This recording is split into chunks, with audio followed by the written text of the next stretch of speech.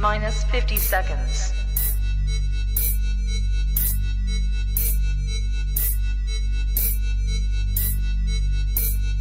T-minus 40 seconds.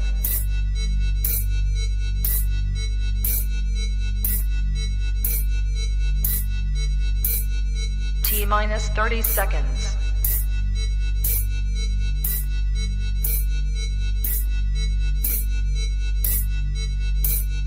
T-minus 20 seconds.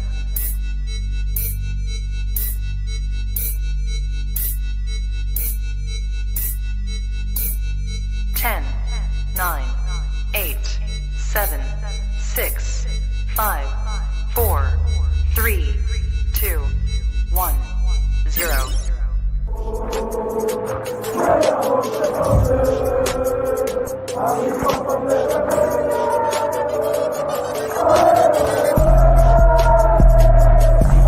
Shout out to Kop-Ish. Shout out to Kopish, guys. Keep all the good work the up. two legends, Emil Heskey, Howard Gill. Can't get much better than that guy. Yeah. You know what to do now. Like, comment, subscribe. I'm with legends, guys. Kop-Ish. Yes, people, hope you're well. Welcome back to the live match reaction and player ratings. Manchester City 1, Liverpool 1. Liverpool get a point at the Etihad. This is the second season in a row, but not last season, but the season before, we also got a point. A pretty regular result at their place, a draw, to be honest. We now hope that we do the business at Anfield. We unfortunately lost Jota to injury. It looks like Alisson might have been injured. I'm hoping it's just cramp. No, he's injured. Klopp's confirmed it. Oh, what did he say? He said they're both a worry. Okie doke. I think somebody actually put it in the actually put the quote in the comments. Yeah, that's not good. Oh, that's so frustrating. Shout out to iShow Meme says Klopp has confirmed Jota and Alisson are injury concerns. Unfortunately, we lost Diogo and Ali as well. It's not cool. We have to wait and see. It's annoying. Losing Jota is obviously not good because we have other attackers. And again, I do think Kelleher is a good goalkeeper, but he just hasn't been playing well this season. It's time for some of these squad members to step up now, man. Really, you know the one. You know the only thing that annoys me about Ali's injury. I mean, I could be completely wrong, but he tried to do an outside of the boot clearance when he got the injury. So I think he actually strained his hamstring doing what is actually the worst thing in the world.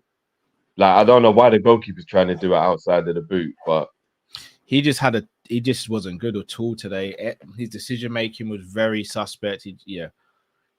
So Klopp's talking now. Let me hear what you've got to say, actually, bro. EMJP just said we didn't play good, we play okay. Oh, so everyone who came at me for saying we didn't play well, okay.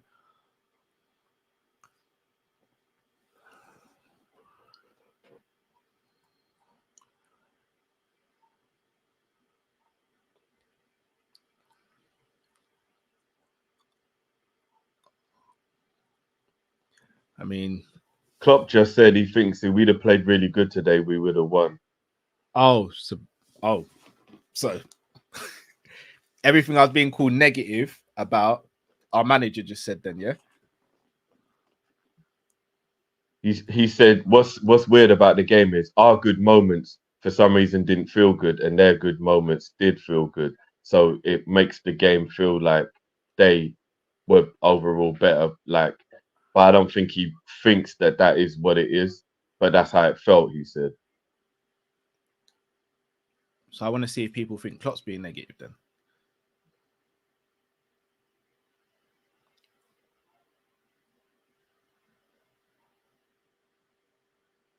If we had a better performance today, I'm not even talking about a 10 out of 10 performance. If we had a 7 out of 10 performance, we would have beaten City today. A Kanji in midfield, no Stones, players off form and in front of goal, we would have beaten them today. We would have absolutely beaten them today. He told the boys at half time, imagine if we were playing good. This isn't what would be happening right now.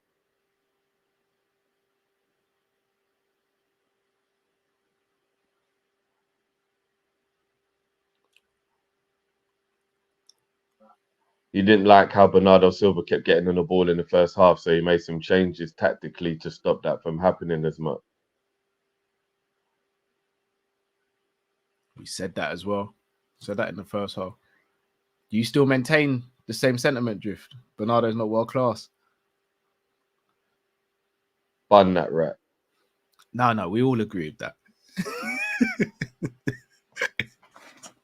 The man even favours a rat. How can man make a statement and not answer the question? It's so everyone calls me shameless. You're just as bad. I just own mine more. You're just as shameless as I am. You really just are as shameless as me. Nah, the man even favours a rat, blood. Bun that you. Nah, bro, I know he's a rat, Drift, but is he world class? Is he a world class rat of a footballer? Yes or no? No. You're so shameless. You are so shameless, bro. Something else, man.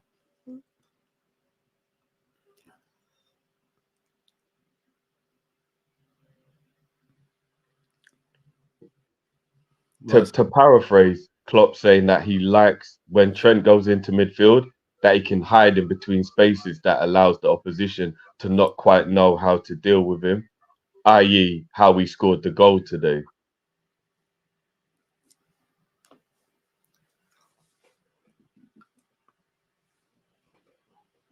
Now he's talking about how beautiful it was to see Diaz's dad in the crowd, which was a nice touch. Yeah, that made that made me happy actually, especially when they zoomed in on him when he was celebrating. You know, when he was celebrating the goal, and like they made sure they zoomed in on Diaz. Cold though, innit? He's probably thinking, right, this is what my son's living in. Like, no wonder he's trying to push that Barca move, bro. Like, he's thinking, this is autumn over here. Like, he must have been thinking it's way too cold for my son here. That's probably why he's pushing the Barca move still. Yeah. It's you know what? Big up Kojo, because I know like we're gonna argue about this afterwards. I know, but like this for an example, right? I personally do think that Doku pretty much was the danger man, and I think there was a good couple times when he cooked Trent. What I will say though, and this goes back to something I said to you before, Cal, and even though we agreed at the time, I don't know if you're going to agree now or whatnot, but I personally believe, that we're getting a bit too caught up with the perfection that we want as fans, that when a right back gets done by a winger, we're like really angry at the right back or the left back or full back or whatever. And I understand that your role in the team being a defender means that you should be able to defend. So if you don't defend a scenario, you do need to be critiqued for in whichever way. I get that. But I do think that we're going a bit too over the top with how angry we get at fullbacks when the player who's attacking them is the one in control, the one with the ball, and is the better footballer. I've said it before and I'll say it again. Naturally, 9 times out of 10, the reason you're a winger is because you're a brilliant footballer. And the reason why you're a defender is because you're not as gifted. Therefore, when the winger's got the ball, he's in control, he's the better player, he more likely will beat you. We will look at Diaz and Salah after this game and say our wingers were crap today because they never beat their man. So why are we so angry at our wingers for not beating the man, but we don't give the credit to the opposition winger for beating our fullback? We're just angry at the fullback for getting beaten. It's like you've got to look at it from both sides. So yeah, if Trent gets cooked a few times by Doku, it don't look good. But Doku is a really good dribbler. He's rapid as shit. And he's almost unstoppable if he's playing well. Who is going to be able to stop him? Do you get what I mean? So it's like, let's not get too carried away with the couple times Trent got beaten today. And let's look at Trent's overall game when we're assessing him. And we'll get to player ratings. I thought other than the few times Doku roasted him, I thought he was really good today. But he's like, him getting roasted a few times by a winger who's roasting everybody in the league. Like Doku, every time Doku plays, he roasts whoever his fullback is. Like, that's not a Trent issue, that's a Doku issue, right? All right. Cal will be back in a sec, guys. The gremlins are in the system.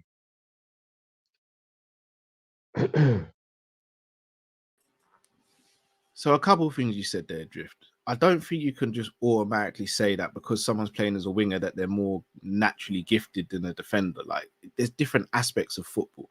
They're more But naturally. they are though. No, Generally speaking, that's the reason they are more winger. naturally gifted, probably at dribbling, but not the overall game necessarily. Like, in terms of being gifted, I'll be honest, Trent's about as gifted as you can get as a footballer.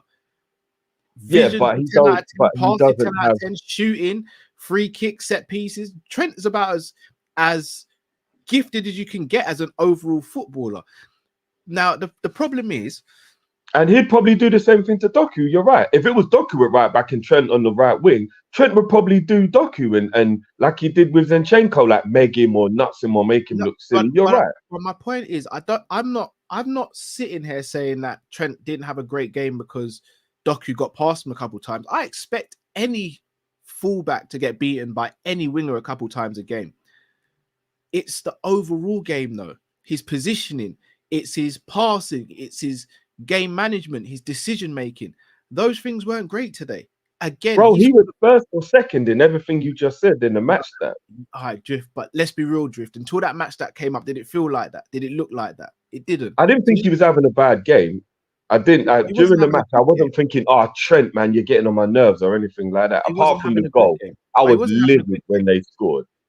I was livid when they scored. Like, Ake should have never got past him. And that was exactly, so that was on him then. So, and Szoboszlai, not just him. But again, let's not act like we weren't doubling up on Doku as well. So yeah, Trent might get some of the stats, but if a man's pushing another man to try and win the ball and Trent gets the ball, that's seen as winning back possession. But let's not act like Szoboszlai wasn't doing defending as well. So again, that's what stats won't. You're telling me Szoboszlai was never doubling up with Trent? No, he was, but he wasn't actually the one winning the ball. So Sobo was really bad today. But through tactic, and this is what I mean, stats aren't going to show you when you're doubled up on and you try and beat the first man. You might beat the first man, but the likelihood of beating the second man's quite slim. So the second man's probably going to win the ball. So in that instance, yeah, Trent's won the ball back, but that's not going to be contextualized by the overall situation. Trent wasn't good today. He scored a phenomenal game. During the game, he was the highest for interceptions today. That's not a one-on-one duel. That's a good reading of the game. All right, but is that just for Liverpool or the whole team? No, it was for the match. Okay. He was he had the second highest interceptions in the whole match. Okay, so let me ask you a candid question here. Did he have a better game than Bernardo Silva today? I think they both had a good game in a different way. Come on, man. No, I think they both, because I think Bernardo Silva was really good in the middle of the park, but I don't think he offered anything offensively. He pretty much ran the game, bro. From the middle of the park, but he had a few opportunities when he was in the final third, and I thought he was wasteful. So it depends which way you want to say. I think he was brilliant in midfield, but I don't think he was good in the final third. I think Trent wasn't really that good defensively, but I thought he was good when we attacked. So I think they were both good in different ways. So we're now saying Trent was the best player on the pitch today? No, statistically, defensively, he actually done well in the one-on-one duels and interceptions. Like, he was first and second in a lot of the defensive stats. So I'm just saying, even though it never seemed like he was having a good game, because we'll have big moments in our head. Because this is the thing, Cal. This is what I believe. I believe that you look at the Ake moment, and then you look at one or two times when Doku stands him up, and they stick in the mind so much that when you're remembering the game, you don't remember the good things he did. You just remember Doku skipping past him or Ake getting, and it's like, Trent, man, I can't believe he did that. But if you actually watch the whole game again, I mean you, I'm talking anyone. If we were to watch that whole 90 again, because you know it's going to happen, you probably watch the game and be like, oh, wow, good interception from Trent. Oh, yeah, well played. Get it well in there. Because we're just remembering the standout moment of Doku getting past him, and you're like, he's getting caught. On the other side, we're also remembering the standout moment where he scored a superb goal, and then it's like before that, everyone was pretty much unanimous that Trent weren't having a good game. Well, I wasn't here, innit? So I don't know. I wasn't here. As soon as the goal went in, everyone's like, oh no, he's been good. I don't think Trent was poor today. Because again, Haaland didn't have a good game, but he scored a goal. Haaland was poor today for me, but he scored a goal. Yeah, of course. So and that's what I'm saying. Goal doesn't automatically like to miss what you did previously. I mean, I wouldn't go far to say poor, but he was average. Who, Haaland or Trent? Yeah, Haaland was average. He wasn't poor, but he was average. I didn't, because he did have one or two moments, but like, yeah, he was average. If I was rating him as a Liverpool, if he was a Liverpool player and had that same performance, I'd probably give him a 6.5 or a 7. So I wouldn't, like, you know what I mean? I don't think he was bad, but you're right. He wasn't like, you know, brilliant and my days, like. But I don't know. I don't think Trent was that bad. Obviously, we'll get into player ratings. I think the 1 or 2 times Doku got past him was brilliant from Doku, and then I think there was a few times when Trent actually did well and tackled him.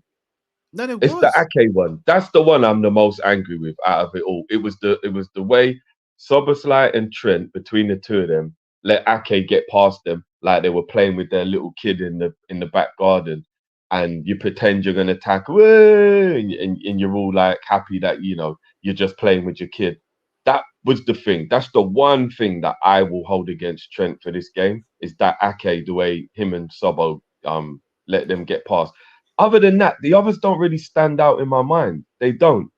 Like, Doku can skim anybody like that. He's been doing this. So, yeah.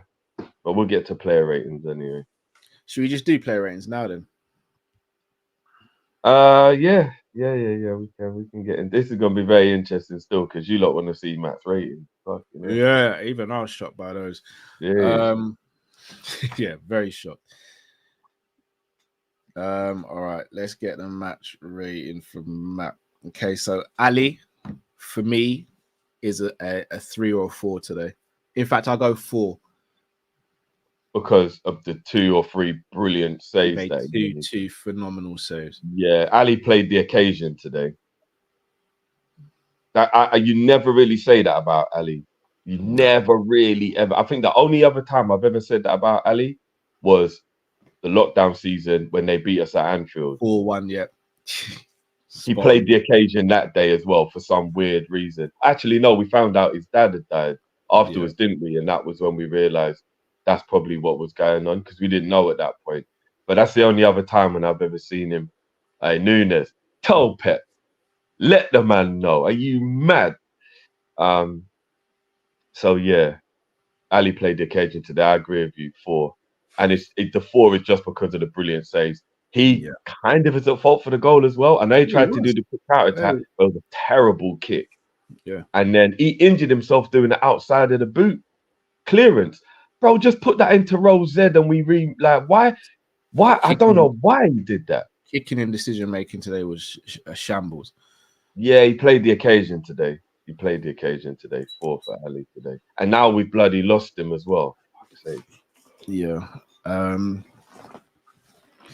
Yeah, 4 for me. Trent, Matt gave Trent a 7. I'm gonna go 7.5.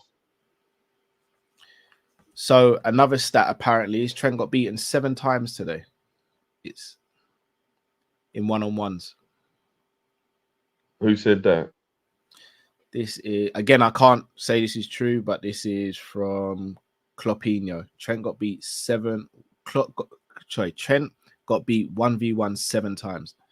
I would need that to be confirmed. I can't lie, and I'm not being shady to the person who did the comment, but I can't just believe a comment. I would need to actually. No, that's why I said I can't confirm. But if that's the case, let's say that is true. Is that not a problem? Well, again, I'd need to see the context of how that was applied. But I'm still going to stick with my 7.5. You got the equalising goal, which obviously is boosting up his stat. I thought his corner taking was good today as well.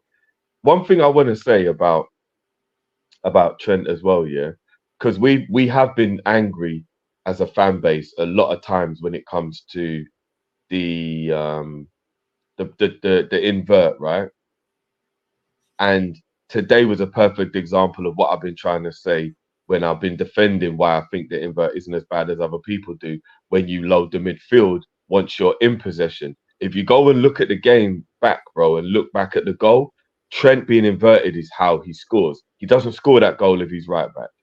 And that's what Klopp is trying to put into the team when we have the ball. That we have 5 midfielders now when we have the ball. We can overload the midfield. and we have more options to attack and hurt the opposition. And today, literally, if you go back and watch it as the goals built up, Trent literally scores because he's inverted. And we nearly conceded because he's inverted about 30 seconds prior to it, which is the risk you do take, while I understand people not being too fond of it. But then we literally score because of it. So there's pros and there's cons to it. And you've just got to ride, you just got to roll with the punches. Do you know what I mean? Take the rough with the smooth. You get benefits and you get disappointments from it. Like, that's how it goes. If Trent was just playing as a midfielder, he would have scored that potentially because he'd have been in the same position effectively. No, that depends, because when you're inverted, you're in a pivot, in a double, in the middle, and if he played, it'd probably be an 8. That's what most so of he the might fans not be in the same position. Are all asking for the pivot, most fans. I've been asking for a pivot with Trent and someone in the pivot. So what would you want to do in terms of the overall formation? 4-2-3-1. I've been saying it for months now. Okay. He'd be the controller like Xabi Alonso was. We get a DM who is the destroyer like Mascherano was, and Szoboszlai can try and replicate what Gerrard was doing. It's right there for us. It's in our face. I just don't know why we don't do it. Maybe because we don't have a destroyer, maybe. Maybe if we did have a Mascherano, maybe Klopp might consider it, maybe. I don't know. I think there's more argument to say if we had a destroyer to stick with 4-3-3, to be honest, and do the inverted, because at least you've got someone you know you can rely on. But he's probably thinking if Trent does get involved in the attack more, then maybe he would want a destroyer that just sat there, maybe. I don't know. So I'd give Trent a 6 for today. So you went with what, 7.5? 7.5, yeah. And then Matt went with a 7, so goes into a 7.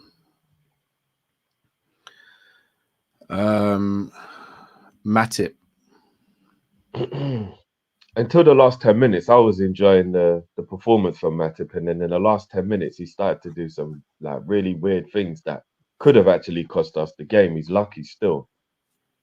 He nearly did a Tottenham and helped to throw the game away, whether by accident or not. But that was one bad pass. So this is what I'm like. No, and then he had a couple of times when like for example, he like was very flat on, let Doku skip past him, and then Ali had to make a brilliant save from Haaland. Then he gave away a foul when he fouled Doku, and it was nearly a penalty. It's like right on the edge of the box. Like in the last 10 minutes, I was just it was like he was a bit flustered. I was like, yo, Matty, what's going on here? And up until that point, I thought he was really good. And then he just got mad flustered in the last 10 minutes. And I was like, rah, Matty, like, allow it, bro. But thankfully, it didn't come to anything. So I'm not going to be too harsh with the rating. But it did annoy me that he got flustered like that at the end. I'd probably go with 7.5, maybe for Matip as well overall. I thought Matip was good today. He flustered me a little bit at the end, but yeah, I'd probably say 7.5 overall at the end. He was really good with his ball progression in the overall game. Like he was the one who was trying to like break lines with either a dribble or a pass and stuff. He was good, but he did get rattled at the end, Cal. He did. I'd go 8 for Matip today. Fair dude. I think the rattling at the end might be the little bit that's. If he didn't do that, then I might have agreed with you, but he was worrying me a bit in that last 10 minutes. Like the amount of times he stopped things developing as well. Like I thought he's arguably, in my opinion, that was our man of the match. Arguably, he isn't my man of the match, but I think there could be an argument to be made. I thought he was very good today. He made a block. He made a block when I can't remember who. I think Bernardo shot, and he made a block, and that looked like it was going in as well. He was good today. I do think the last 10 minutes is what's making me give him a slightly lower rating than I would have if he hadn't been like that. But so, what was your rating for him? I'll go 7.5. I went 8. Be tempted to do 8.5 for Matip, so I'd go at 8 to meet in the middle. What did Matt give him? Matt gave him a 7, so actually go down to a 7.5. Virgil. Verge.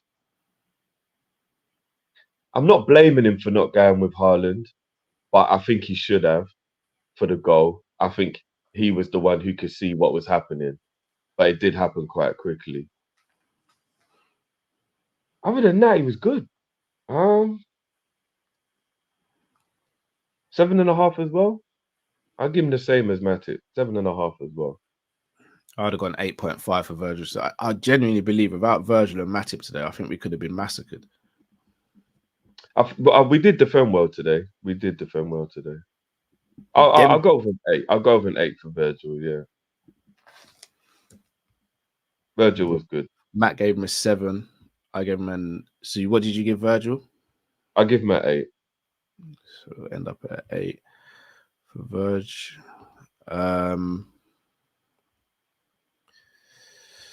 Tsimikas. I'm gonna go 7.5 for Tsimikas. I thought Tsimikas was good today. Tsimikas for me was our best player. I thought Tsimikas was good today.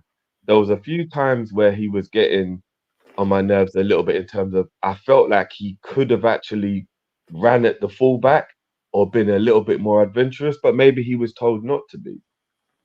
You know what I mean? Maybe he was actually told not to be, but he didn't really get beaten. He did well defensively, whether it be one-on-one or yeah, it was good. It was good. You could push me for an 8 for Tsimikas. So it was good today. I liked Simi today. I thought he played well.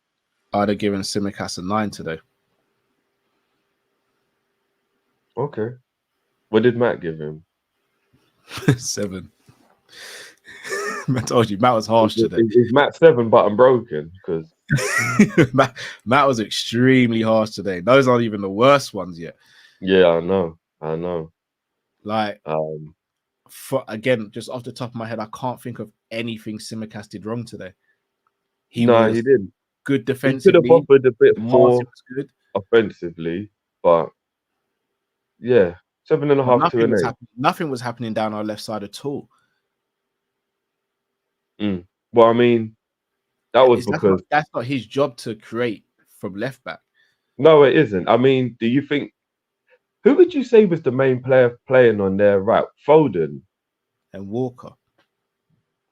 Foden like got nothing today. Zilch. Yeah, Foden again. And this goes back to the conversation. He made Foden look average today. He gave him zilch. Do you remember when I said to you when everybody thought I was being a bit crazy when I said like I'm not sure Foden has it in him in terms of like the overall mentality to step up and replace De Bruyne and be that guy that his talent seems he could be, because the guy is super talented. But I said I don't see Foden truly becoming that player we thought he could be based on his talent. I don't know. I mean, he normally has a good game against Liverpool, so I'm glad he didn't today. But yeah, Foden's going to be remembered this game for getting touched on the face and going down like an idiot. I could have used a different word there, but I realized the time and I'm trying to clean up my language, so I won't. But you guys can use your imagination. Yeah, let's settle on a 7.5 to an 8 for Simi then. Say that again, sir. We'll settle on a 7.5 to 8 for Simi then. So what did you give? I gave him a 9. Matt gave him a 7. So what are you giving him? I give him an 8. So he sits in an 8. If we can get more performances out of him like this until Robbo comes back, I'll be very happy. I did ask people for patience with Simi, and he's put in a couple of good performances now. No, so. Agreed. This is where it's going to get very sticky now. The midfield. McAllister. I feel sorry for him. Like I said, all game, that's what I was saying. He's been hung out to dry. Yeah, I feel sorry for him.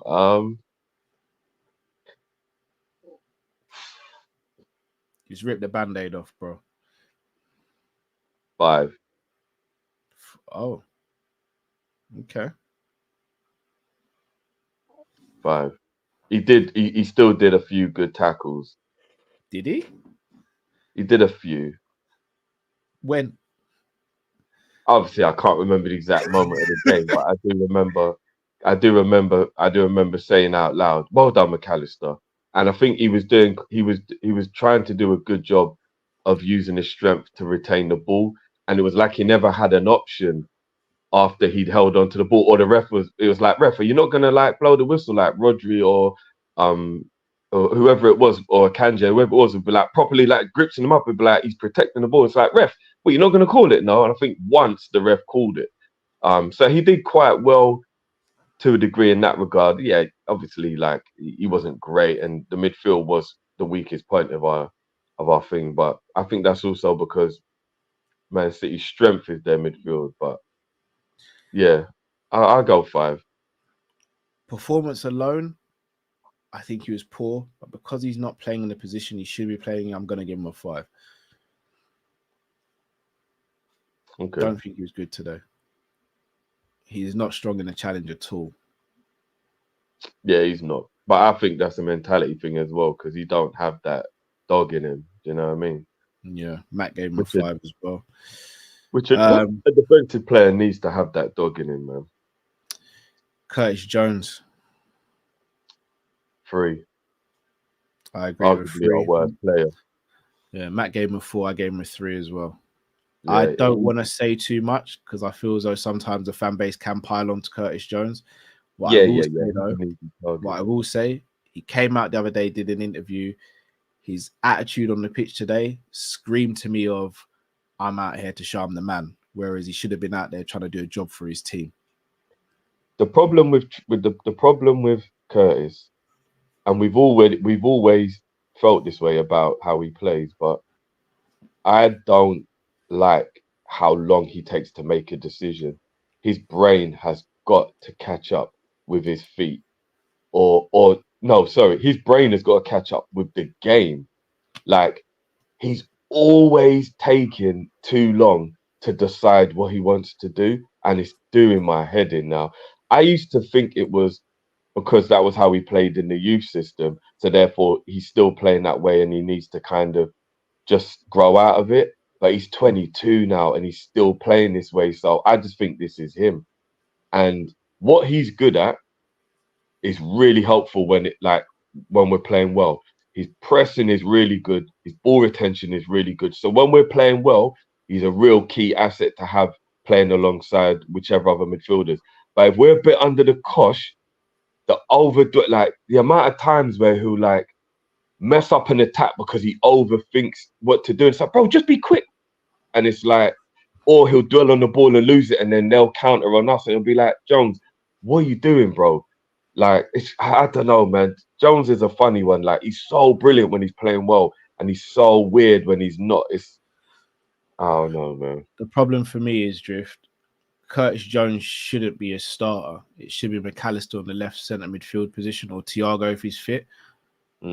So Jones effectively should be third choice left centre midfielder, but he's not. But remember, Jones is playing there by merit, because until the Tottenham game, Jones deserved to be playing. Yeah, but he's also playing there because McAllister's not been allowed to play there. I don't know, Carl, because when you think about how well he finished last season, I still kind of think he might be in there on merit. Like, the kid was balling at the end of last season. No, he was good, but I don't think anyone can sit here and say that Jones is better than McAllister. As an overall player, no, but merit does count, right? No, merit does count, but the moment you got suspended and then you picked up an injury, then you're not a starter anymore, innit? That should have been. Well, maybe. I doubt he will be next game. Yeah, but that's my point. Like, he should be third choice left centre midfielder. And the problem I think we've got is I don't think it works playing Gravenberch and Szoboszlai if you're playing McAllister as a 6, because both of their first thoughts of both of them is go forward. So if you have Szoboszlai and Gravenberch with McAllister, I don't think the balance in the midfield's off. But if you have a DM and you have McAllister and Szoboszlai, I think the midfield's fine. Problem is, we have a DM, but we're not playing him. And I think we're stuck with having to play Jones there in terms of having the best balance if McAllister's going to be a starting 6, because then you have to either go Gravenberch or Szoboszlai. And I'm going to speak about Szoboszlai because I'll be honest, at the moment, he's not in a team on merit. And this is what's so weird. you go and look at those performances for Hungary during the international break, and the kid was sensational. And he comes back to Liverpool and he drops back into poor form, which kind of suggests to me possibly, are we either asking too much of him, or is it like a system thing now why he's starting to not look as good? Because it is a bit mad how much better he's played on international duty. Didn't we say that all the time with Genie Wijnaldum? Yeah, but I don't think Genie was ever out of form. I just think it was more, why doesn't he have such a goal threat when he plays for Liverpool? And I don't really think it was ever not out of form, but we always used to sit there and go, "Raw, Genie for Holland is a different Genie for Liverpool." We loved, as a channel, we loved Genie, but the majority of the fan base would always go, "Look how he played for Holland. How does he play for us?" He was like a goal scorer midfielder for Holland, and we was always wondering why he wasn't doing that for us. He was everything for Holland, bro. Yeah, he was. He was brilliant for them for that period of time. He was, but I do think that was more the. But then again, Szoboszlai does play differently for Hungary as well. That's what I mean. Could we be maybe suffocating him a little bit, playing him the way we play him? Maybe. Absolutely, and for me, it goes back to not having a natural DM, which means he's having to do more running back, bro. That time where City had the breakaway in the first half, who was the person closest to Doku? It was Szoboszlai, bro. That should be a DM. Then you think when Trent inverts, someone's got to go out wide slightly to allow him to invert, which is usually Szoboszlai or Salah, which him being out wide doesn't suit his game either. Naturally, he's probably a 10, but not being Arts player 10. But for me, the system, but at the same time, his performances were still crap. So, all right, we'll get. So, Jones was a 3 for you as well, yeah? Yeah, it was a 3 today. I'm going to be real. I was going to say it straight. So, Szoboszlai was a 3 as well. Yeah, he was. Pathetic today. Not his effort, but his performance was poor, man. No one's effort was pathetic today. I've never, brother, I could barely think of a game where Liverpool, where I've come out of a game and thought the players didn't put in the effort today. It was nothing to do with effort. It's rarely to do with effort when Liverpool play, but it's decision making and talent and ability. He's got all of those things in his locker, and he was poor today. Absolutely poor.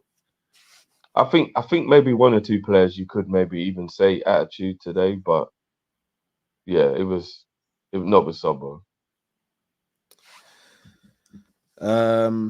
Salah. Salah weren't good today, man. Salah was 3 as well. Just call Salah it what it is. 3 as well. I was really, really disappointed at how little he got involved in the game today. It's weird. I don't know if you can attest to this.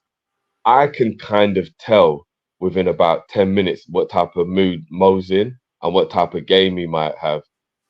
And he's kind of all or nothing.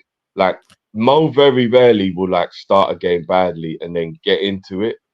He normally is either good from the beginning or he's average from the beginning, and then it just continues that way. And he might still grab a goal because he's a gunman, but do you get what I mean? Like, you can kind of normally tell a bit with Mo within the first like 10, 15 minutes what game you're gonna get out of him.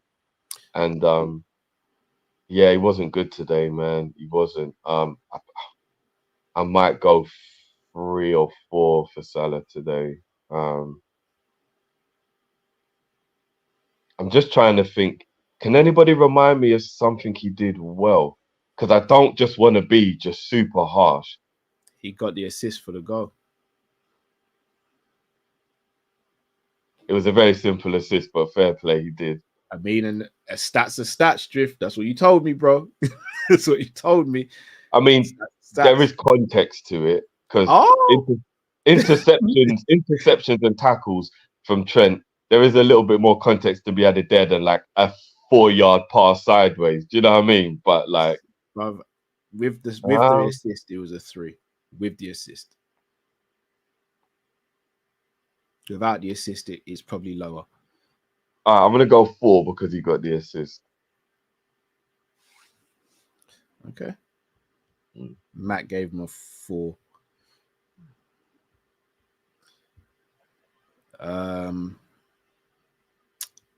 Nunez. I'll go 5 for Nunez. I thought he was average, but he was the actual only one of the forwards who had a shot or looked like if we were going to score, he would. And I was very, very happy with. Actually, I'm going to go 6. I am. I'm going to go 6, and I'll tell you why. Because I thought his application, like we were saying, I think he was one of the hungrier players, and he did a lot of tracking back and a lot of running, a lot of pressing.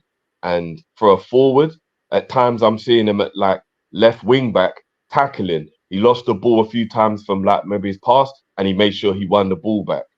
And like his overall effort, offensively and defensively, I thought it was good. I know people are going to say that first opportunity before Haaland scored his goal, that was a little bit similar, that he's got to bury that and all that. That was still a half chance. That wasn't a, oh, he's just rubbish. How did he not miss that? Like, that wasn't a brilliant thing from him, but I also think it wasn't crap from him. He obviously wasn't like a major threat, but I still think he was the biggest threat out of all of our forwards. If anybody was going to score out of the forwards, it was going to be Nunez. He had that good header that forced that save out of the keeper as well. I think it was a corner maybe or a free kick. Someone whipped it in and he had the header. Like, he wasn't brilliant. He wasn't amazing. Of course he wasn't. But I'm not gonna ignore watching him try so hard and well to win the ball back, to make tackles. This is a striker we're talking about, and he was putting in tackles and winning the ball back. So, and again, I think he was the only threat. I think if Nunez wasn't playing today, Man City would have been so comfortable defensively, they may not have even pushed up enough for us to even get the few opportunities we got. So I'm going to go with a 6 for Nunez. I completely disagree, but we could be here all day debating this. Matt gave Nunez a 3. I've given Nunez a 4. I know, obviously, you know, I spoke to Matt about this before. I know he's not here to defend himself. A 3 for Nunez is wild. For me, a 4 for Nunez. I still think that's harsh, but a 3 is wild. That is wild. I disagree with 3. I mean, people say that means that Matt is saying that Nunez is arguably Liverpool's worst player today, because we've put Ali. Nunez was definitely not a 6 drift. He wasn't. Again, like I said, that's just my interpretation. You're saying he was above average today. No, a 6 is above average. Yeah, that's what I'm saying. You're saying he's above average. Yeah. Because, like I said, I thought he was doing really well with winning the ball back and tackling and helping. And he was the only threat. He's the only one who got some shots off. He's the only one who made the keeper make a save. He, like, you know, like I said, without Nunez, I don't think we would have looked threatening at all today. I could disagree and say if you went with Diaz left and Jota through the middle, we could have been a threat. Not based on the performance that Jota had.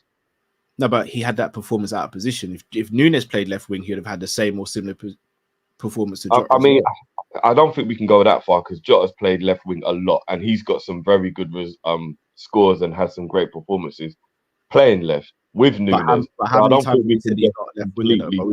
We've all said he's not a left winger, though. But we also know he is capable of playing well from that role, as he has done plenty times already this season.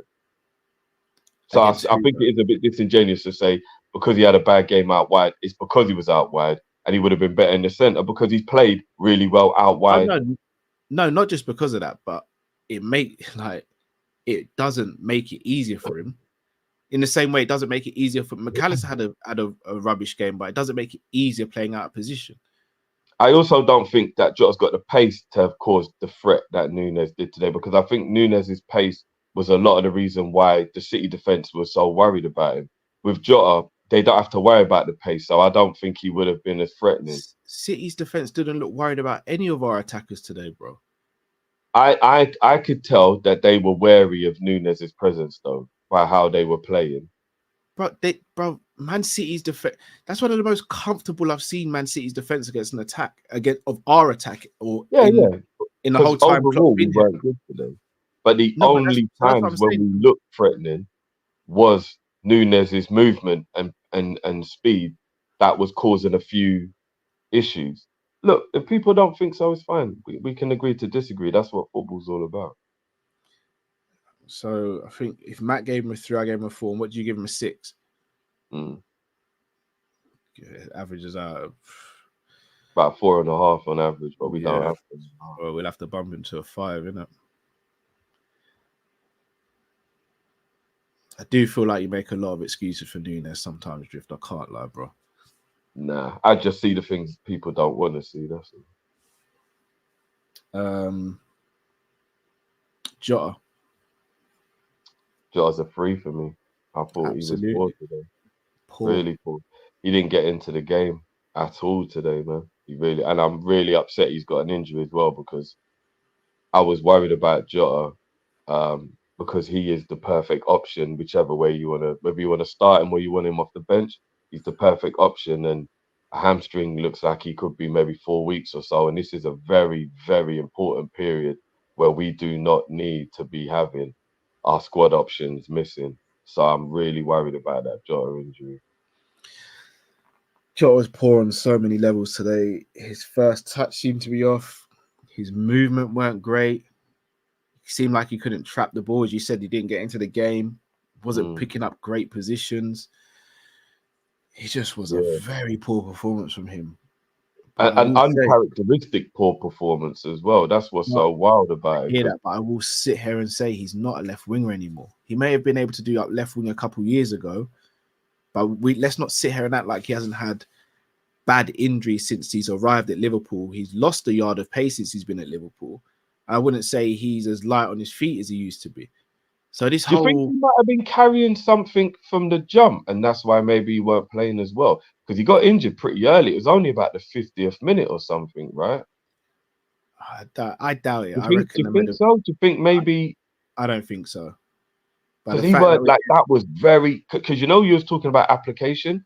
Jota is one of a few of the players that, bro, I don't think he even was showing any application today. Like the desire and the hunger that I normally see from Jota didn't even seem to be there today, bro. Again, I wouldn't say the desire and the hunger was in there. I just don't think he was able to do anything because it just wasn't working out for him. But he was poor. He was poor. The front line collectively were a joke. They were a joke today, all of them. I do think one thing that we have to say, that maybe we are being a little bit harsh on Mo, Jota and Nunez as a whole, as a front line, is we've just gone through the ratings and seen how poor our midfield was. It really is a lot on your midfield, how your front line can operate. And again, I'm not making excuses for Jota and Salah, but if your midfield is playing really badly, it kind of does always affect your front line. All right, especially against a really brilliant opposition. So the midfield played poor, but our defense didn't drift. Yeah, but the defense had to hold up because it was constantly having to do stuff. Exactly. And there was plenty of times where our attackers had the ball in good areas and didn't F all, bro. Yeah, but they were very sporadic moments. So you can kind of understand maybe being a little bit rash with a pass, or a little over hitting a pass, or under hitting a pass, or because you're thinking, well, I haven't had a moment for like 10, 15 minutes. Every single time, Drift. No, but you say every single time, but we didn't have that many times. That's the point, bro. If it weren't happening every single time, they wouldn't all be ranked where they're ranked, bro. They're all in poor, pretty much. But I think the ratings. Bro. I think the ratings for them is a lot to do with their involvement in the game, and not even necessarily because they didn't. I don't even remember Salah or Jota like doing something wrong. It was just were you? Your involvement was really minuscule. You can't remember Salah getting the ball on the right wing and trying to dribble past Ake, and he just ran into Ake twice. You can't remember when Nunez received the ball and instead of playing out wide, he didn't. When he got put through by Szoboszlai, couldn't sort his feet out. When he got put by Szoboszlai again, the angle was too tight for a shot, so he should have passed it back. You can't remember when Jota should have, when Trent crossed the ball in and Jota just threw out a little lazy leg at it, rather than actually running to go and collect the ball. You couldn't remember when Jota received the ball when he was one-on-one with Walker. Instead of trying to beat him for pace, which was never going to happen, could have played it back. Like, bro, there was many times. There's a reason why they're all poor, not because of their lack of involvement, but because of when they were involved, they were poor. They were all poor, bro. Yeah, no, but the way the game's going does add to that. So again, like I said, the anxiety levels go up, and you get anxious. You start snapping at things, and And again, it is your fault for doing it, but that's football, man. I've watched football for so many years. I've played football. I know them things can happen. Poor performances can start to affect even the good players because everyone gets nervous and anxious and whatever. So you're right, but I'm just saying, I do think the midfield having a really bad game and not giving the front players even a slight platform can be a part of why Jota and Salah were so uninvolved in the game. That's all I'm saying. I think they would have been involved more if we'd have had a little bit more of a foothold on the game. But once the midfield is getting beaten all the time, the front players are going to suffer. And it's no coincidence our defence play well because they're always under the cosh because they're constantly having to do stuff. And that's because they're being forced to by the opposition. That's got nothing to do with us. That's the opposition making us have to play well in defence. The substitutions. Gravenberch. Matt's gone with a 7 for Gravenberch. I don't remember Gravenberch. Actually, I'd go 6.5 for Gravenberch. There's a couple times where he actually dribbled through and was trying to break lines with his dribbling and passing, to be fair. Actually, I think Gravenberch did well when he came on. Yeah. You know what? 7, when I first saw it, I thought 7's a bit wild. I may actually agree with a 7, you know. Remember, we're basing it on the 15 minutes. His time on the pitch. Yeah, I think a 7 for Gravenberch is okay. I would have gone 6.5. I'm not going to argue a 7. I thought he did do well. He made a couple of good clearances and blocks as well. Yeah. Did you see Rodri screaming in the referee's face? So convinced there was a handball, and you saw the replay, and you're like, it hit him on the gluteus maxima, big man. What part, like, and that, you know, and that just showed you how entitled these City men are. Yeah, that, like, these men could scream in a referee's face for a handball when it hit man on his backside. I'm like, man, this is mad. Because he was screaming so much, I was worried. I was like, oh shit, here we go, VAR. And then when I see it hit man on the bum, I'm like, what? Hold on, what are you screaming at the ref for? It's like, I don't know. But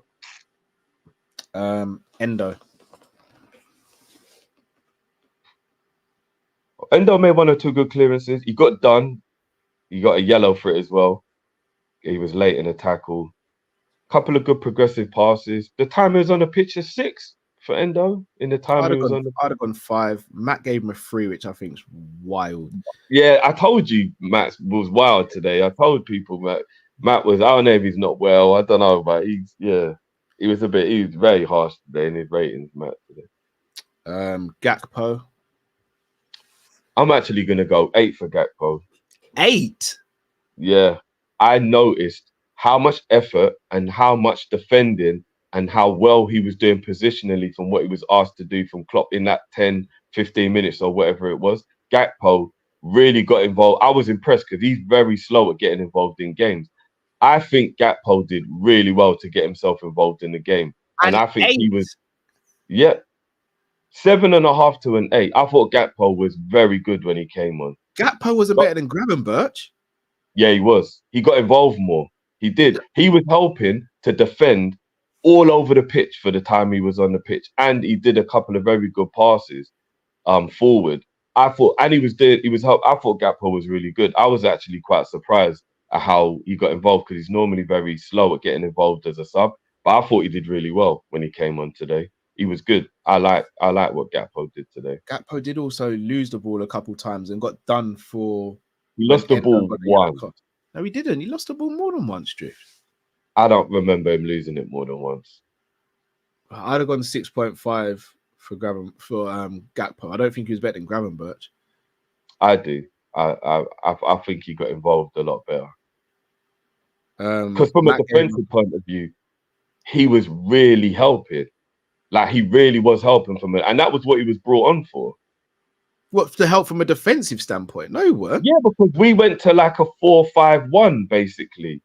And I think that he brought on Harvey and Gakpo to try and get on the ball, to like get possession and to help track back. I think that's why I brought Nunez off as well, because he's thinking, I don't agree with it, because I thought we was playing well at that time. So I'm a little disappointed at Klopp. But a point at the Etihad is always worth trying to preserve. And I think that he brought Gakpo and Elliott on to go 5 in midfield.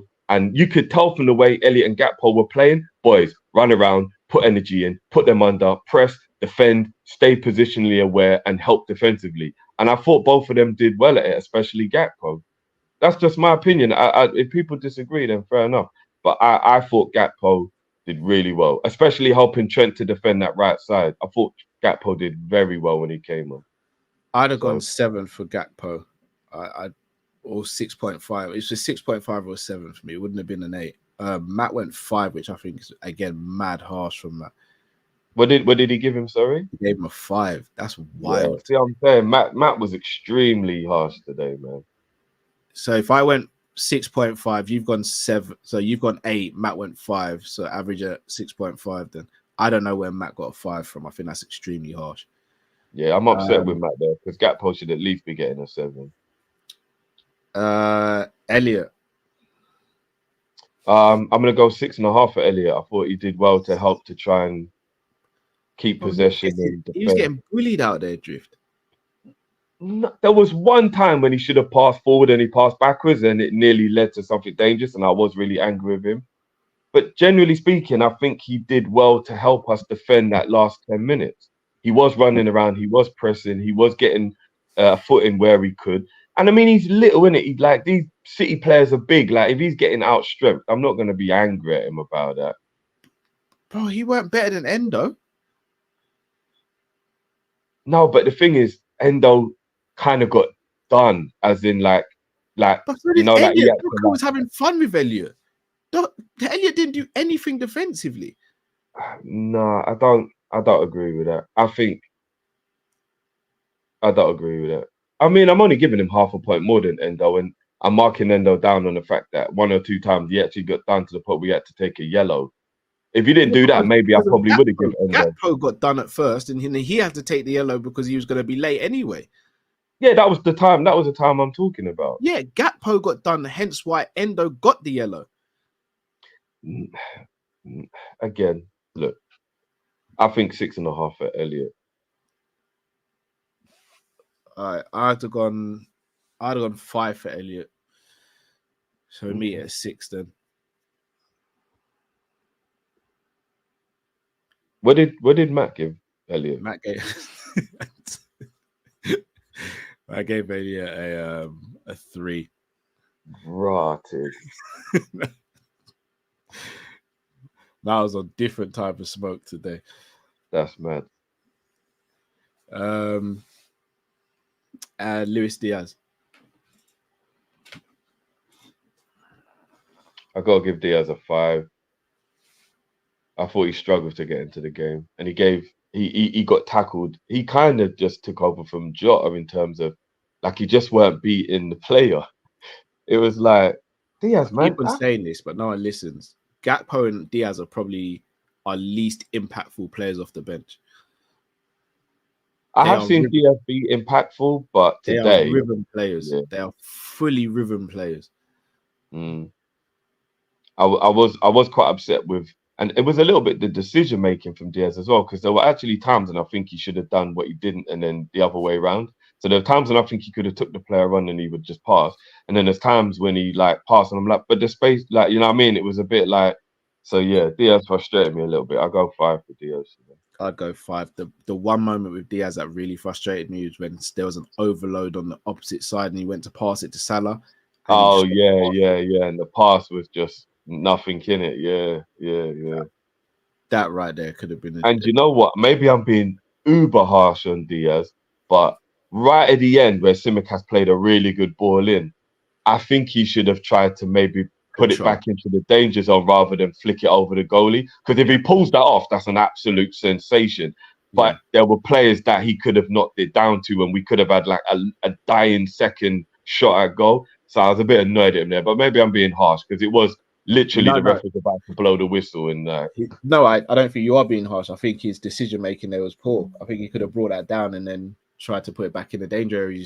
I don't think he had time to bring it down, Cal, but he should have flicked it back into the penalty area rather than flick it at goal, if you get what I mean. Like, keep it alive. That's what they call it, innit? You should have kept it alive. Do you know what I mean? But if it loops over the goalie, we're saying a whole different thing, though, because that's what he tried to do. He tried to loop it over the keeper. So it didn't work at all. 5 for me. What are you giving for Klopp today? From what Klopp said in the interview after the game, even he was really disappointed with like the application and the overall effort and way we played. That you could tell he tried to get the players ramped up for it, but they just didn't seem to be. I do agree that it's a shame he didn't let us cook for another 5 or 10 minutes in case we could have maybe snatched the winner and leaving Nunez on the pitch. But I do also completely understand the manager seeing his team not playing well, getting a point at the hardest ground to get a point at, and thinking, I'm leaving here with this point. So, all that considered, a point away at the Etihad, 6.5 or a 7 for Klopp today. I'd go 5 for Klopp. Oh, that's a bit harsh. I don't think so at all. I think the starting lineup was wrong. I think the tactics were wrong. I think he started getting the tactics better in the second half, and I think he made some good substitutions in the second half. But I don't think that like the lineup was right in midfield, and I don't think the lineup up front was right either. Defense, you could argue with Gomez, but it wasn't great today from him. Fair dues. I do think players are being thrown under the bus, and I mean, if we're going to have so many players in the section of the pitch, in the section of the ratings, then I don't get how we can throw the manager and say he was way better than when you've got so many players in that rating area, and a lot of but he's not in control of players underperforming during the game. He's at fault for the tactics, though. Yeah, but those are tactics we play all the time, and those are tactics that has got us to where we are. So I don't necessarily think tactics that many have also said we're getting results, but the performances aren't there. Results aren't everything. When it comes to tactics, they're not. And case in point, we didn't play well today, but we got a point. So when people say our ratings are too low because we got a point, you can have a good result and have a poor performance. The two things can coexist. Yeah. We did have a good performance today. In fact, I'd say overall we had a poor performance today, but we got a fantastic result. No, I don't think the performance was poor. I think it was average. I think it was an average performance.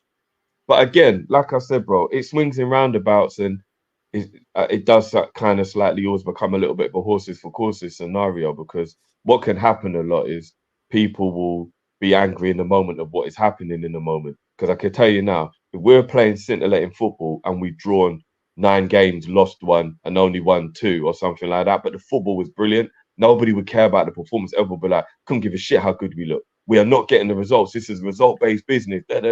So it always depends on how you feel based on a lot of other things, and things do swing and change as it goes. So I disagree. The reason I say that, when we go back to the COVID season, I think if I'm not mistaken, we lost 6 home games on the bounce. Not one of us on this panel was calling for Klopp's head or saying Klopp's getting it fully wrong, because a lot of those games the players let him down. Right now it's 50-50. He's been let down by some of the players, but he's also letting down some of the players with his tactics. Well, I'd just like to remind you that there were actually some people that were saying Klopp out during that lockdown season. Yeah, but not the majority. I know, but there was a lot. After the 6th defeat at Anfield, there was a lot of people saying Klopp out. You're always going to get people who swear on the other side of things. No one's ever going to have 100% opinion with the majority. But unanimously, we didn't sit there and go, Klopp's being bad tactically. We were going, the players ain't doing their thing. Remember, Salah was missing chances. Mane was missing mad chances. Origi missed a sitter in one of the games. Firmino was missing mad chances. A lot of people were talking about the tactics because they were angry at him playing Hendo and Flacco in defense. Yeah, but at the same time, we still also understood to an extent why he wasn't. We still understood because Reece Williams and Nat Phillips was scary, very scary to do that.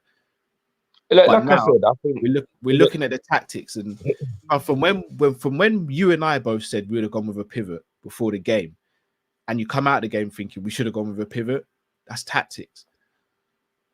Yeah, but again, he never plays a pivot. Therefore, I don't necessarily think we can be that angry because we know that was just us living in the ideal world of what we want. Klopp don't play a pivot. Why would he change today? Do you get what I You just mean? said horses for causes. One size don't fit all, bro. I know, but then on the flip side, you could also add the context and say, if we'd have got beat 3-0 today playing a pivot, all everyone would have said is, why did Klopp pick this game to be the game he did a formation we don't normally do? No, you're right. But if we had gone and won the game with a pivot, we'd all be going, rah, Klopp played a pivot and we won. So it's 50-50, bro. And that's the reason why I'm saying everything's always up in the air and you can never really put your finger on something being factual or being like, you know, true to what it is. It all depends. Because if we'd have won today, I don't know if you would have thought it was a bad lineup. Say Jota got the winning goal. Would you have said, say Nunez and Jota were the two got the goal, we won 2-1 today. Would you have said it was a bad starting lineup and those two were the ones who got the goal? If we won today, based on, let's say, for example, Diaz nicked the goal at the end of the game, I'm still not sitting there saying Klopp had a master stroke in tactics, or I'm still giving pretty much the same player ratings. I'm happy. No, I get that, but you know, you said you didn't like the lineup, which is fair enough. Yeah. If Jota and Nunez had been the two that scored the goals and we'd won 2-1, would you still feel bad about the lineup? No, the lineup. The lineup I'd have to shut up about, because if Nunez and Jota got the 2 winning goals, I'd have to shut up about that. But they didn't. But that's what I'm saying, bro. That's why hindsight always makes us feel the way we do. And I'm saying sometimes I think we forget that. Mine wasn't hindsight though, Drift. If anything, I said this wasn't going to work. So that's not hindsight for me. No, I know you did. But what I'm saying is, you said it wasn't going to work. No, I agree. But what I'm saying is, if Jota scored today, we probably wouldn't think it was bad he started the game. That's what I mean. Because it's like it changes your perception based on how the game went. But do you know what I mean? Said about anything, bro. If Salah had a better game today, we could have potentially won. Like you can make. We're going based off what we saw, bro. That's true. And that's why. And I say that to make the point of he had a really bad game today, Jones. Really bad game today. And there's so many people that have said today they don't think he's good enough. Rare. But I'm only feeling that way now after the game, because you saw I put Jones in the first 11 when we did our thing, because I thought Jones should play. So it's the hindsight making me think, Jones shouldn't have played today, you know. But it's the feeling I'm getting now the game's happened, because I thought Jones should have played. So it's like the game always changes the way you feel because you've watched something now, and now you're more judging that rather than what you felt before. So that's why I'm saying sometimes it can be skewed in that way. Because if Jones had a good game today, I'd have felt justified. He had a bad game, so now I'm like, shit, man, I was wrong. But was I wrong? Jones has been playing well before. It's like there's so many angles you can look at it. No, but you're not saying get Jones out of the club or anything.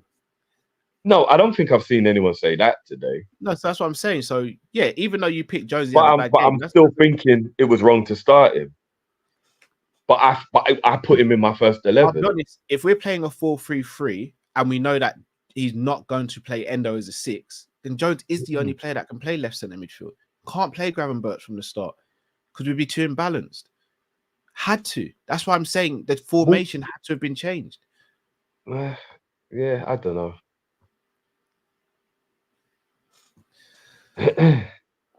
Oh, people have been saying Jones out, right? Come on, man, people. That's way not many people. That's way too harsh. Come on. I don't think he should be a starter, but anyone saying Jones out is like, I don't know, man. There's no way people should be saying Jones out. Come on, man. The kid's been playing really well. Really agree to disagree on that. Gerard said, when was the last time Liverpool played well in the 12:30 kickoff? We'll take the point and move on. Rubbish schedule management by the EPL. Yeah, agreed. Here's the thing as well, Cal, yeah? People are going to do the whole typical we're being salty and all that crap because... No, it's ridiculous. We've said this. We live in a world where nobody wants to actually let anybody add context to anything because we call it the banter era. That's what I call this social media thing. It's the banter era. Everybody just wants to just throw salt in the wound, wind everybody up, etc., etc. And I'm not going to lie, sometimes, like, it's fun and whatnot, but it is really childish and it does do my head in because I'm here to have proper conversation when need be and then laugh and joke when need be. I think it's one thing our community appreciate about us is that we know how to toe the line between let's have a laugh and let's be serious and do both to the level it needs to be. And when people are like, We try to. We get Yeah, it we wrong. try to. Emotions and stuff will always get in the way. When people try to dismiss the 12:30 thing and they tell us we're being moany and stop crying and all this stuff, I would love you to see your team play 8 or 9 international return 12 o'clock games in the last 2 years. Was it 3 was the closest, Cal, right? We were 8 and the closest was 3. No, 8. I think we're in double figures. Ours is like 12 or 13, I think. No, that was 12:30s in total. Don't get me started on that. But I'm just talking after international breaks, Bob. Just that. We were like 8 or 9 and the closest was like 3. We are allowed to ask these questions, and it's not soul and it's not crap and all that. Stop being childish. We are allowed to say, why are we the club who keeps on being the 12:30 game? Seriously, 12:30 games. Klopp himself, sports scientists will tell you. Anybody who's got any real intelligence of the game will tell you. 12 o'clock games are a massive difference on so many levels physically. This isn't because people can't be bothered to wake up or people don't want to do it. No, we're talking about physically on the players. It is a difficult fixture compared to the other games. Why are Liverpool continually the 12 o'clock game? And this won't be the last. How I can tell you, this will not be the last time this season Liverpool are forced to play a 12 o'clock game. 14 games in total, we've been the 12 o'clock game in 2 seasons. 15 now, by the way. What makes the world go round, Drift? Bullshit. Well, it's money, isn't it? Who's going to generate views being on at 12:30? If that's the case, why have we only had half our games televised in the Premier League this season? Because if that's the excuse they want to throw, why have we only had half our games televised? Well, I mean, where the Premier League, where do they get money from? I think in terms of the top 6, we are the leading team of not being televised live. So I think it's 5. I mean, we know the answers to these questions. Games Liverpool haven't had televised in the Premier League so far, which is more than any of the other top 6 teams. So if we're on at 12:30 because our fan base is so big and it's a great time to put us on for the fan base, then why we have so many non-televised games? Why has none of our League Cup games been televised? Like they can run whatever they want with that bullshit. We ain't falling for that crap. Because I think in total Liverpool have had 7 or 8 non-televised games this season. Liverpool, but apparently our fan base is the reason why we're the 12 o'clock. They're just chatting out their ass, man. Yeah, they make up as they chatting out their ass. They steer my nut, bro. But what I will say is, I don't think we can continue using this. We're playing at 12:30, so we can't be expected to have a good performance. Like that for me doesn't wash.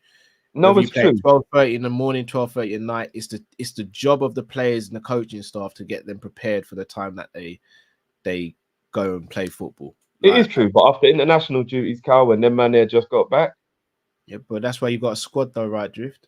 That's why you got. Yeah, but most of our main players go on international duty, though. That's the problem. Other teams as well, Drift. Now, Man City obviously pulled a shady. But none of them played 12:30 games. That's the point I'm making.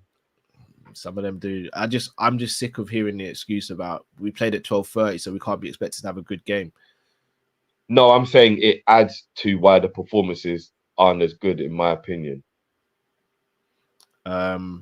Crystal Palace is also 12:30, said Bayesian. There you go. Knew it. I told you we weren't done with the 12:30 game. No, we're not going to be done with 12:30 all season, bro. Mad. What? No, seriously. Why the fuck are Liverpool 12 o'clock every time? Because they know it's going to rattle Klopp.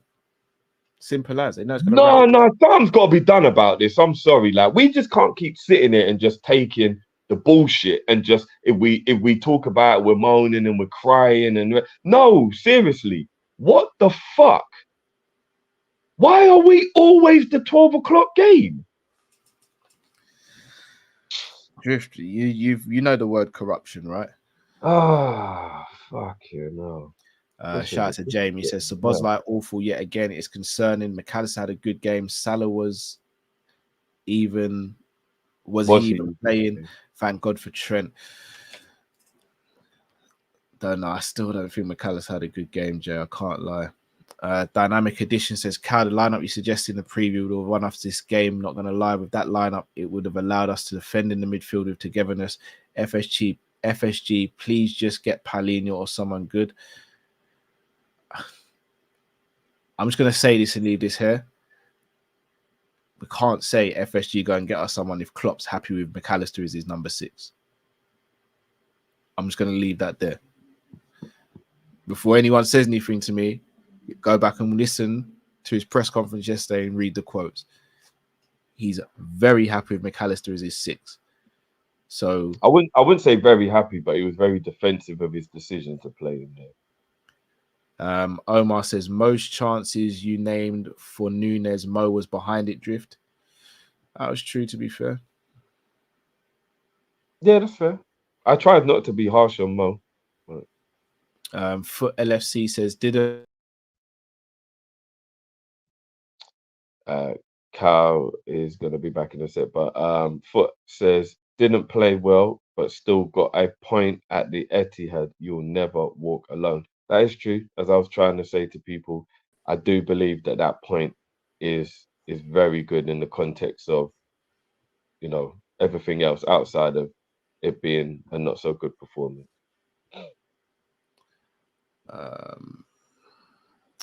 Gerard, thanks for your generous donation. Gerard says, what you on about with Klopp, Cal? Wrong tactics.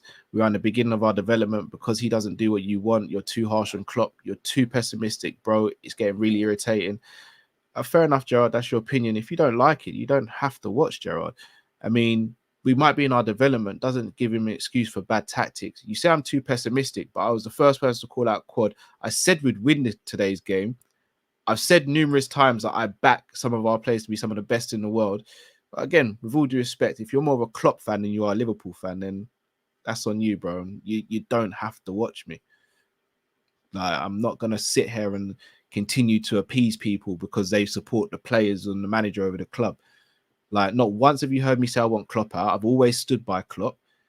But if I'm not allowed to question Klopp, then I ask you, what Bible did he write?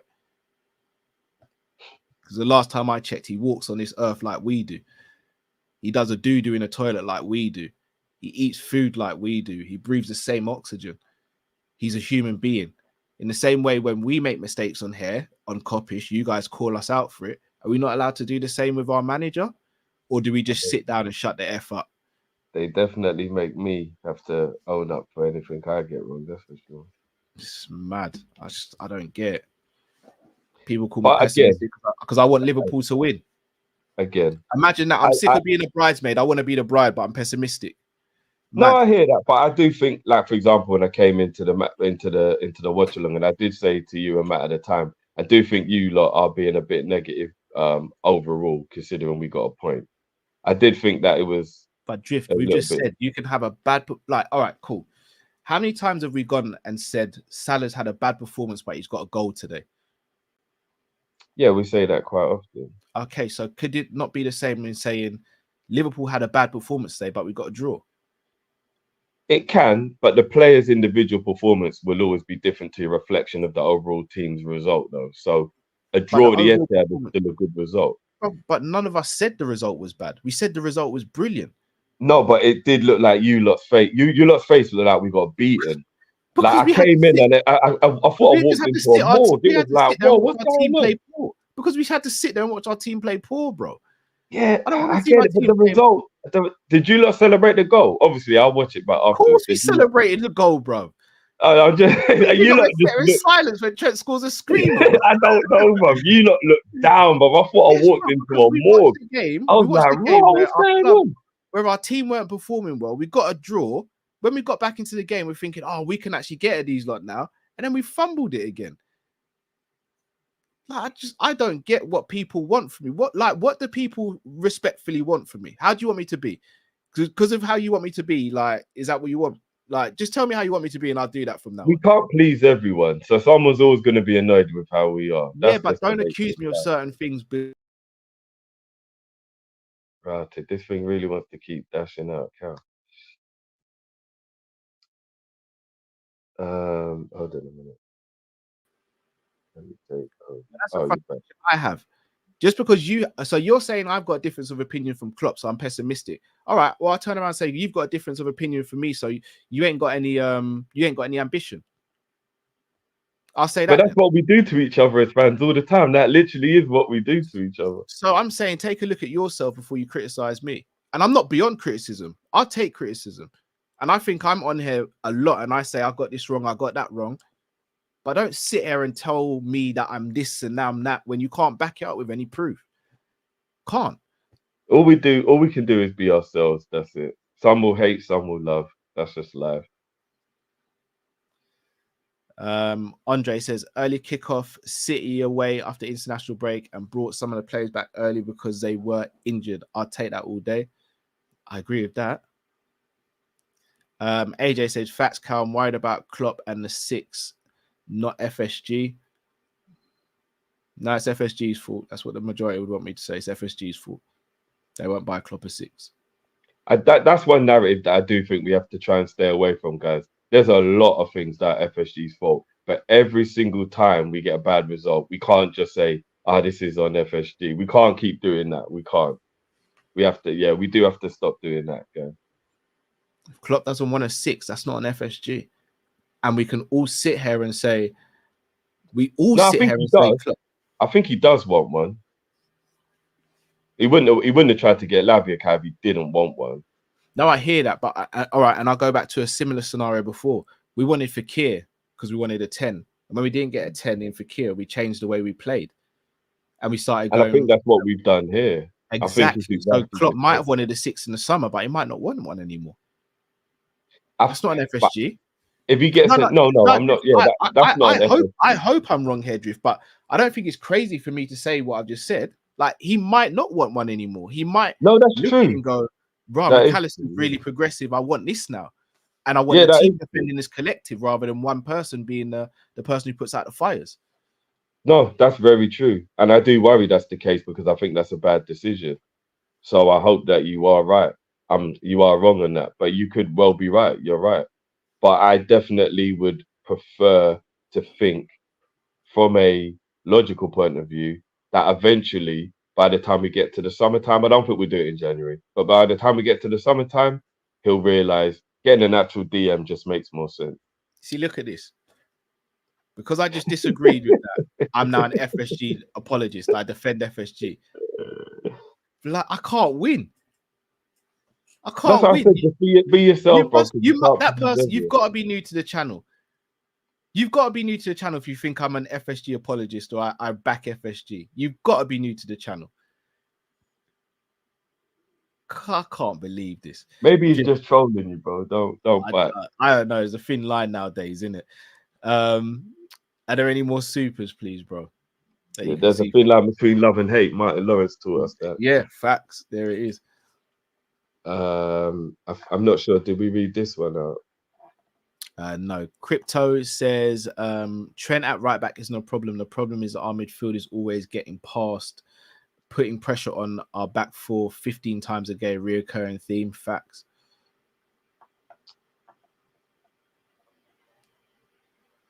Ebb and Flow, the bad thing that was on Klopp is Jones over Grav. See, I disagree with that. I actually think Jones should have started ahead of Gravenberch if you're playing McAllister as a 6. If you're playing Endo as a 6, then I think you can go Gravenberch.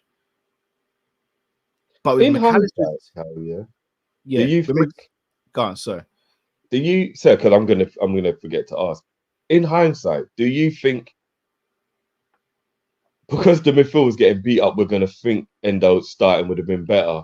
But do you really think it would have been better if Endo played today? Watching the way the game went, because Endo is just as slow as McAllister, so I don't think he could have got around the pitch any quicker. I think he reads defensive situations better than McAllister, though. Fabinho was as slow as McAllister, if not slower than McAllister, but he just knew how to read defensive because he's more naturally intuitive to those situations. It's nothing to do with McAllister's athleticism.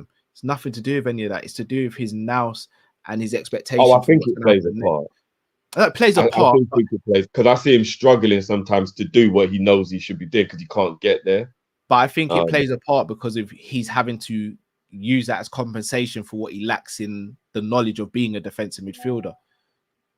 And I think that's why he's having to rely on his physical attributes, because mentally he's not a DM. So he's having to overthink the role. When he gets it wrong, he's got to try and bail himself out. How do you bail yourself out in football? You've got to try and run and tackle or grab someone's shirt. So for me, I would have started Endo, because with us starting Endo, it means McAllister can play in the in the 8, and so Szoboszlai can play more advanced probably, because you could even go a pivot with McAllister and Endo. But Endo, for me, you've got to start playing him as a 6, or else there's no point bringing him in. You should have brought someone else in who you trust. Panda makes a good point though. McAllister is stronger than Endo, which can also be a downfall of Endo. I think McAllister knows how to use his body better. I don't actually think he's that strong on the ball. I've seen McAllister bullied off the ball quite a bit. I think McAllister's stronger than Endo. And Endo's one of our weakest players, and that worries me because he's in a role that you need to be strong. Yeah, he's probably in the bottom 5 of weakest. I wouldn't trust as well. If you were going to go shoulder for shoulder, Liverpool players versus Liverpool players, everyone doing that rugby kind of scrummage or whatever, it was like who's got the most strength or whatever. I think Endo's probably going to lose to the majority of our players in that scenario. Well, I think the bottom 3 in terms of that, from that I can think of off the top of my head, is probably Elliott, Endo, and McAllister.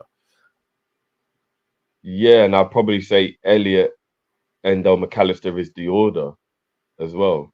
I say Elliott's I think Endo's better at reading and intercepting. I think he's more combative, and I think he's definitely better in the air than McAllister. He's a better header than McAllister, yeah. I mean, I agree that Endo should be playing the role. I'm just saying, are we doing the hindsight thing of would we have been better today with Endo playing? I don't know. We never know, innit? I think we would have been better because McAllister would have been in a more natural position against the hardest team you can play in the league, at the hardest ground you can play in the league. For me, if you're going away to Man City, you play as many players in their best positions as possible. I mean, it could have possibly been Jones, Szoboszlai, and Endo, and McAllister would have been on the bench. Yeah, no, that could have been a possibility. But again, I think you've got to start playing these players in their position, or else, especially for McAllister. Even you look at McAllister's decision making from an attacking standpoint. I don't know if you saw that part in the game drift where he was 30 yards from goal and he just started loading up to shoot. Everyone could see he was going to shoot, and it didn't even get past the first man. And you're thinking, McAllister never did that at Brighton. He doesn't do that for Argentina. So what are we doing here? When have we ever looked at McAllister and gone, 30-yard screamers, McAllister's the guy for that? You're thinking McAllister's a guy that keeps possession recycled. If he sees a pass, he's going to play it and try and make an assist. He's capable, though. Yeah, but most players are capable, bro. But you're not going to... I don't know. If I said to you right now, name me 5 players in the team who you'd look at and go, 30-yarder. McAllister probably 3. You wouldn't say McAllister. From our midfield or just the whole team? The whole team. The whole team, 30-yard screamer would be Nunez, Szoboszlai. Nunez? Yeah, I think Nunez could hit a 30-yarder. He's definitely got the power in it. Because remember, a 30-yarder is a lot about power. That's why I don't think Gravenberch could hit a 30-yarder. I think Gravenberch would have a way better chance than Nunez. Nah, I don't. I think Gakpo could hit a 30-yarder. Yeah, Gakpo, I'd put money on. I think McAllister could hit a 30-yarder. I don't think Elliott could. I don't think Endo could. Trent could. I don't think Tsimikas could. Van Dijk could. Matip couldn't. Ibu couldn't. Robbo couldn't. Jota, maybe.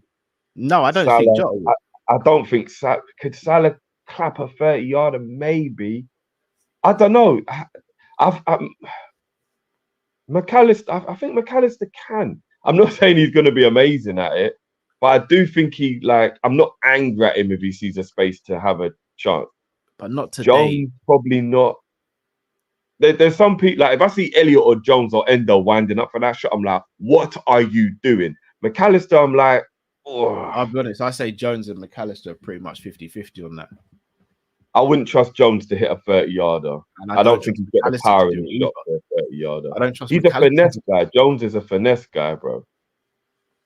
And I think the same about McAllister as well. Chris says, I've cleared my schedule. My physio skills are available if needed. Well, I have to talk to Klopp and we might need you, Chris, still. Omar says Mac passing and shooting is a problem. It's off for me. It's off. Yeah, it's not like him. He's having to overthink. Having to overthink against the hardest teams to play against in the league is mad.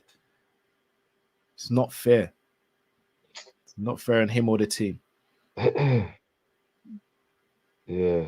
Well, that's the last of the supers. Guys, if you'd like to express your thoughts and opinions on the game, then do send in your viewers review.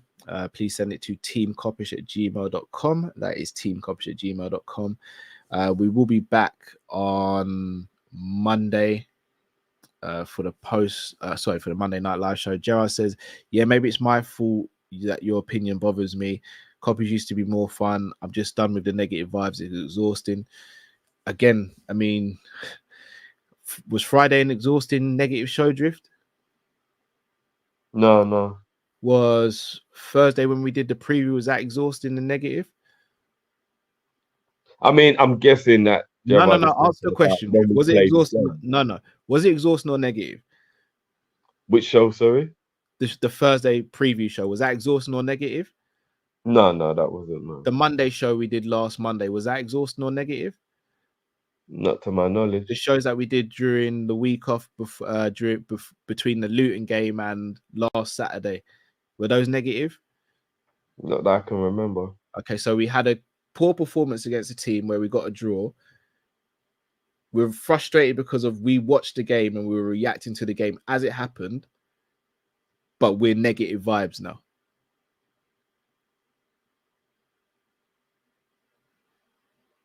Okay. So I'm called reactionary. No. Because I'm at a point now. I'm going to start calling people out. If you're going to start saying stuff about us, then you got to be able to take it in. If you dish it out, you got to take it. So I'm going to ask you, out of 6 shows I've just mentioned, he's attesting that one of them is negative, but we're a negative vibes channel. Like I said, I think he's talking about when we play games, not in he general. Just said his comments were, I'm not going to start letting people getting away with stuff because we're not allowed to get away with anything we say. I'm done with the negative vibes. It's exhausting.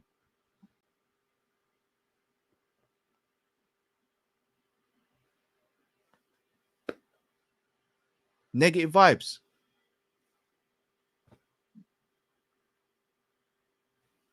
Overall, we ain't negative, but negative vibes. But loads of our people who subscribe to the channel message us privately. We have good conversations. We're one of the most interactive communities on YouTube, by the way.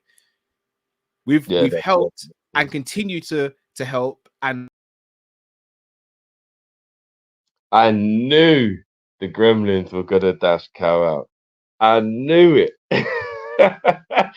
I absolutely knew the Gremlins were gonna dash Cow out right in the middle of when he was talking. So we've helped and continue to help other content creators and continuously liaise with other content creators, but we're negative, yeah? Cool. That was so fun. I knew the Gremlins were gonna kick you right in the middle of talking. I've let them, bro. I'm sick of people saying stuff and thinking because they can just say it, they can get away with it. I'm sick of it. You sit there and call me pessimistic, this, that, and the other, but you can't back it up. And then when you say this or that and you call it out, they don't like it. I don't say anything then. Foot LFC says Endo seems to like to get stuck in more than McAllister. I just think we need some additions to this squad. We can really push on, and more goals from midfield is needed. Keep pushing, Kopish. Appreciate that, Foot LFC. Big up, bro. Cal, but then when they say your Wi-Fi is like McAllister in the six. It's not even a Wi-Fi. It's actually my laptop. It's not even a Wi-Fi. Yeah, I know. Foot LFC says, Cal, this is the best Liverpool YouTube channel, 100%, and I watch enough of them. See, again, respectfully, and not even to downplay us, I've never once called us the best Liverpool channel. But we appreciate the support you guys give us. 100%. But I've never sat here and said we're the best or no one can't tell us nothing. Here for the criticism. We criticize each other all the time. I'm not going to have people just lie on the channel and lie on us as individuals. Like, get real, man. Big up Foot, though. Big up Foot. Yeah. You know what? I'm not going to say anything else. Drift, have you got anything you want to say to the people before we take them out? It's been a crazy day, so why don't we just run an agenda? Reece James just got sent off. Better right back than Trent, yeah? All right. Bro, let's be shameless and bring the vibe up in it. Fuck it, before we end. Do you know the Chelsea result, bro? No, what is it? They're losing 3-1. Are they? And now they're down to 10 men. Reece James is Where's Assad? Where's Assad? Where's Big Bucks? Where's Big Bucks? Big Bucks. Chelsea.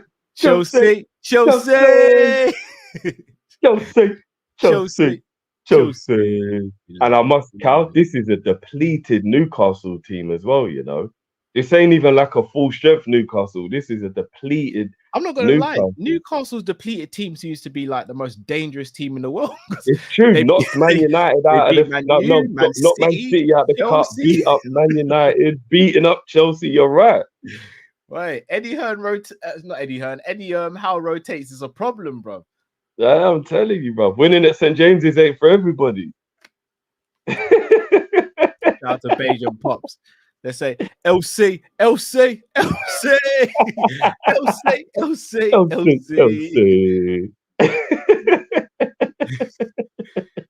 you know what's mad? Thanks for making us laugh, Chelsea. My cousin-in-law messaged me before the City game, was like, make sure you don't lose today.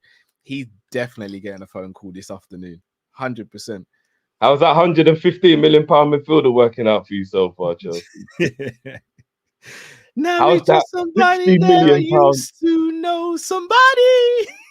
How's that £60 million midfielder that you bought working out for you? How's that £105 million midfielder you bought working out for you? That midfield costs a lot of money, Cal. Yeah, squad costs a lot of money. Oh, he deleted the message. He deleted it. Oh boy, Tayshawn says, seems like we aren't allowed to criticize. It feels like that, Tayshawn. It really does, bro. It really does. But Drift, let's sign out. Let the people get on with the rest of their set. Oh, Lavia was on the bench. Is he on the bench? No, yeah. Oh, we got one more, bro. Did you read this one already? Or? Yeah. Oh, no. Yeah, you did. So my bad. Just wanted to make sure we didn't miss any. But yeah, viewers review, guys. Get your views in. And here's the thing, guys. All jokes aside, we're all emotional. Everybody's allowed their own opinion, whether it be Gerard, whoever it is. We get it. Cal, we're all allowed our own opinion. That is the beauty of what we do. We banter, we argue, and then tomorrow we're all family again. That's life. So it's cool. This is part and parcel. But what I will say though, guys, is we give you the viewers review to say what you want to say. If you disagree with me or Cal or Matt, that's your opportunity. So guys, why are the viewers reviews not coming in the way we expect them to, or the way they should be? So if you want that view, if you want to put your opinion in, guys, send in your video to teamkopish@gmail.com. Get them in as soon as possible so that I can get the video out as soon as possible. And there you are, people. It's your chance to say what you want. Gerard, I'd love to get your opinion on the game and how you feel. And if you want to be positive, I'm here for it, bro. Send in your viewers review and let's get it popping. And you don't, and I know some people don't like to obviously be on camera. I do understand that. If you send me it and you actually say you want me to black it out, or if you just film it and you're blacked out, I will, and it'll just be the audio. I'll do that. I have no problem doing that. Because I know some people don't actually, or they get more nervous if their face is on camera. So I get that. But I will do an audio version, or I'll, block it out. So just let me know, and that can run as well. So, yeah. Indeed. Musa says, Elise is back with a bang. Salah replacement. Whoa. We're not replacing Salah. We're adding to the squad. We ain't replacing Salah. Salah ain't going nowhere. That contract's getting extended. He ain't going anywhere for now. It's bringing someone else that can help share the load, but we ain't selling Salah. The Dynamic Edition says, lads, updates with what happened with Pep and D9. No, I've not heard anything. Yeah, I've heard through the grapevine that Nunez said, fussy. Probably did know him as well. My number 9. Right, yeah. I like that. I like that. You need man in the squad who've got that passion and that anger, and you know what I mean. We lacked that before Nunez came, so I'm happy that because that's another thing as well, bro. Like I watched today's game, for example, and people like Bernardo and Rodri and that, like them, them dark arts, man, like they kicking you and roughing you up and It's doing not the dark things. arts, it's cheating. That's not dark arts, it's cheating. I mean, yeah, all right, cheating and dark arts. They flirt with the dark arts of cheating a lot. I agree. But what I'm saying though, bro, is Nunez is kind of the only one in our team that's like that. And I've always said that we're a bit soft. I do want us to have a bit more bite. I want some of the players to be a bit more. No, I'm not letting you. That's why I do love Trent's attitude. You see, like when he'll shush them out, Trent does have that dog in him of like, well, I'm not just going to let everybody like push me around. Dark, that's the sort of dark arts I want to see. We need a little bit more of that, though. We can't always just be the nice team. I don't always just want to be the nice team. Sometimes I want people to be like, right, you do get a good kicking when you play Liverpool. I don't playing Liverpool. I think we do. All right, so I think Robbo does that. I think Trent does that. I think Virgil does that when he needs to. I don't think Virgil's kind of nice, bro. Bruv, Arts Kepper if Virgil's nice, bro. No, if you really get on Virgil's nerves, then he's got that dark side. But like generally speaking, he's very calm and like he's not roughing you up. And like Virgil's not the type of defender that will beat up a striker during a game. He's not, bro. He's calm. He's chilled. Like sometimes I want him to rough up the striker and let the striker come out of the game feeling like he's got bare grass stains on him and he's been roughed up in the match. Do you know what I mean? Like, why if he doesn't need to? If he doesn't need to do that, why? Because sometimes it's just good to put that fear in them, bruv. They have the fear, and he hasn't done that. Troy Deeney said he's never feared a man like he's feared Virgil on a football pitch, and he never once did that to Troy. He didn't have to. No, he said that there was just no way to beat this guy. But like, I don't think he said he feared him. Fear, bro. That's fear, bro. If you say I can't beat this guy, bro, there's fear there. I'd call that mutual respect, but fair dues. But I mean, who else though? Who else? Even Ibu's always like smiling and stuff. We get like Ibu, like you're one of the guys that can rough people up. Like no, you can't. Again, why do? Especially with how the game is now. Why do it if you don't have to? I just don't want people to think that Liverpool's a soft touch. I don't think you have to start kicking people up to show that though. Not in a disgusting way. No, I agree with that. But you can get stuck in. We're not really a team that gets stuck in. Do you know what I mean? I think we've got to get stuck in more, man. We've got to start letting people know they're in a game. It's too nice to play Liverpool. I don't like it, man. You know what I mean? I want us to rough people up more, but yeah. Yeah, dude. Cool. Well, Drift, back on Monday, right? Yes, indeed. Yes, indeed. People, we look forward to seeing you. Have a fantastic rest of the weekend. Come on, bro. Till we see you next time. Stay safe, stay blessed. We're Kopish, right, people. Take care. Peace.